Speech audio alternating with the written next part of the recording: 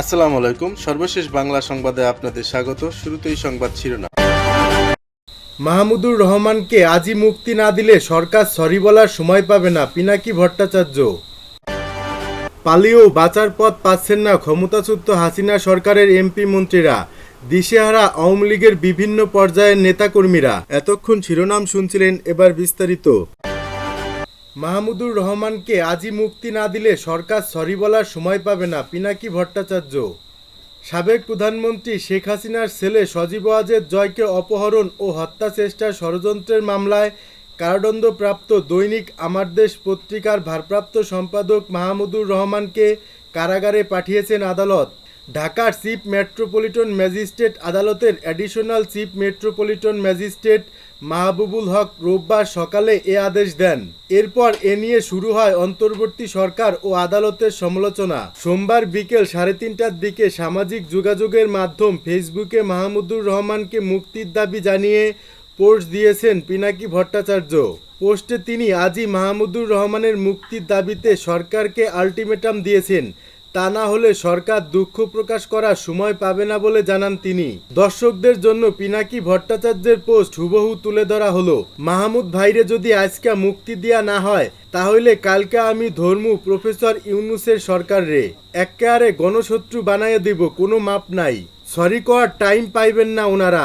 মাহমুদ ভাইয়ের সাথে টাল্টিবাল্টি যেই করবে তারে আমি জয় বাংলা করে দিব।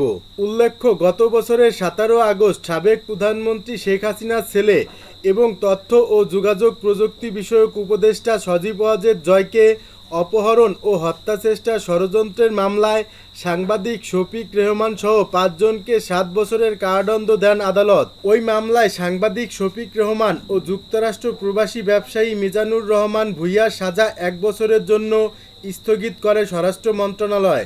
এ বিষয়ে গত 22 সেপ্টেম্বর প্রজ্ঞাপন জারি করা হয়। স্বরাষ্ট্র মন্ত্রণালয়ের প্রজ্ঞাপন অনুযায়ী আবেদনের পরিপ্রেক্ষিতে তাদের সাজা স্থগিত করা হয়। সজীব ওয়াজেদ জয়কে অপহরণ ও হত্যা চেষ্টার ষড়যন্ত্রের অভিযোগ এনে গোয়েন্দা পুলিশের পরিদর্শক ফজলুর রহমান 2015 সালের 3 আগস্ট পল্টন থানায় মামলা করেন। এদিকে সোমবার জয়কে অপহরণ ও হত্যা চেষ্টার মামলায় দণ্ডপ্রাপ্ত সাংবাদিক শফিক রেহমানের বিরুদ্ধে জারি করা গ্রেপ্তারি পরোয়ানা প্রত্যাহার করেন আদালত। এদিন ঢাকার অতিরিক্ত মেট্রোপলিটন ম্যাজিস্ট্রেট মোহাম্মদ মাহবুবুল হকের আদালতে এ মামলায় সাজার বিরুদ্ধে আপিল দায়েরের শর্তে আত্মসমর্পণ করেন তিনি। শুনানি শেষে বিচারক শফিক রেহমানের বিরুদ্ধে জারি হওয়া গ্রেপ্তারি পরোয়ানা প্রত্যাহার করেন। একই সঙ্গে সাজা পরোয়ানা রিকল করেছেন।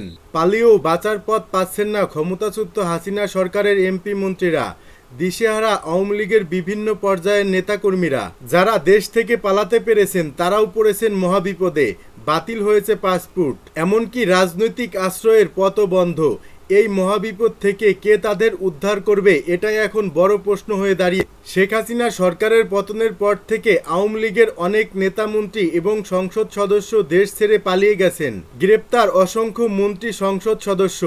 বাদ যায়নি উচ্চপদস্থ সরকারি কর্মকর্তা ও দলটির শীর্ষ পর্যায়ের নেতারাও। যারা পালিয়ে গেছেন তারা বেঁচে গেছেন এমনটা যদি ভেবে থাকেন তাহলে এটা হবে বিশাল ভুল। কারণ এরই মাঝে হাসিনা সরকারের সাবেক মন্ত্রী, এমপি ও তাদের পরিবারের সদস্যদের লাল পাসপোর্ট সহ 589 জনের পাসপোর্ট বাতিল করেছে অন্তর্বর্তীকালীন সরকার। ফলে বাতিল পাসপোর্ট ব্যবহার করে কেউ বাংলাদেশ ত্যাগ বা পালিয়ে গেছেন তাদের তৃতীয় কোনো দেশ ভ্রমণ করতে পড়তে হবে মহাজটিলতায়। এমনকি বন্ধ হয়ে যাবে রাজনৈতিক আশ্রয়ের পথ। ধারণা করা হচ্ছে গত 5 আগস্ট ছাত্র জনতার অভ্যুত্থানের পর আওয়ামী লীগ এবং তার অঙ্গ ও সংগঠনের কয়েকশো নেতাকর্মী দেশ ছেড়ে পালিয়ে গেছেন। দেশের একটি শীর্ষ গণমাধ্যমের তথ্য মতে এরই মাঝে সাবেক স্বরাষ্ট্রমন্ত্রী আসাদুজ্জামান খান কামাল, সাবেক বস্ত্র ও পাটমন্ত্রী জাহাঙ্গীর কবির নানক, আওয়ামী লীগের যুগ্ম সাধারণ সম্পাদক বাহাউদ্দিন নাসিম সীমান্ত পাড়ি দিয়েছেন। এছাড়া ছাত্রলীগের সাদ্দাম, ইনান, শয়নসহ ছাত্রলীগ, যুবলীগের অনেকেই দেশ ছেড়ে পালিয়ে গেছেন। এছাড়াও বিতর্কিত পুলিশ কর্মকর্তা ও সাবেক ছাত্রলীগ নেতা বিপ্লব কুমার সরকারও লালমনিরহাটের পাটগ্রাম সীমান্ত দিয়ে দেশ ত্যাগ করেছেন বলে খবর বের হয়েছে। ছাত্র জনতার গণ অভ্যুত্থানের আগেই 3 আগস্ট রাতে পরিবারসহ দেশ ছেড়েছেন ঢাকা দক্ষিণ সিটি কর্পোরেশনের সাবেক মেয়র তাপস। সপরিবারে সিঙ্গাপুর চলে যান মোস্তফা কামাল। দেশ ত্যাগ করেছেন সাবেক পররাষ্ট্রমন্ত্রী হাসান মাহমুদ। স্থানীয় সরকার মন্ত্রী তাজুল ইসলাম, শিক্ষামন্ত্রী মহিবুল হাসান চৌধুরী, সাবেক তথ্যমন্ত্রী মোহাম্মদ আলী আরাফাত, সাবেক সংসদ সদস্য আলাউদ্দিন আহমেদ, আলোচিত সংসদ সদস্য শামীম উসমান। এরই মাঝে শামীম উসমানকে ভারতের মাজারে দেখা গেছে। এছাড়া আওয়ামী লীগের সাধারণ সম্পাদক উবায়দুল কাদের, যুগ্ম সাধারণ সম্পাদক মাহবুবুল আলম হানিফ, সাবেক মন্ত্রী রেজাউল করিম সহ কেন্দ্রীয় আওয়ামী লীগের বেশ কয়েকজন নেতার দেশ ছাড়ার গুঞ্জন রয়েছে। গণমাধ্যমের তথ্য অনুসারে সাবেক এক মন্ত্রীর কাছ থেকে জানা গেছে উবায়দুল কাদের এখন সংযুক্ত আরব আমিরাতের দুবাইতে অবস্থান করছেন। এরই মাঝে বাতিল করা হয়েছে হাসিনা সরকারের সাবেক মন্ত্রী এমপিদের লাল পাসপোর্ট। এমনকি 14 দলীয় নেতাদের অনেকের পাসপোর্ট বাতিল করা হয়েছে। এসব বাতিল পাসপোর্ট ব্যবহার করে কেউ যেমন বাংলাদেশ ত্যাগ করতে পারবেন না, অন্যদিকে যারা এরই মাঝে দেশ ছেড়ে পালিয়ে গেছেন তারা তৃতীয় কোনো দেশে ভ্রমণ করতে ঝামেলায় পড়তে হবে। এমনকি নির্বিঘ্নে চলাফেরাও করতে পারবেন না। আবার বৈধ পাসপোর্ট না থাকায় অন্য দেশের রাজনৈতিক আশ্রয়ের পথ বন্ধ হয়ে যাবে। সূত্র থেকে জানা গেছে শেখ হাসিনারও ভারতের বাইরে অন্য কোনো দেশে যাওয়া কঠিন হয়ে পড়বে। শেখ হাসিনা সরকার ক্ষমতাচ্যুত হওয়ার পর প্রায় প্রতিদিনই কেউ না কেউ গ্রেপ্তার হচ্ছেন।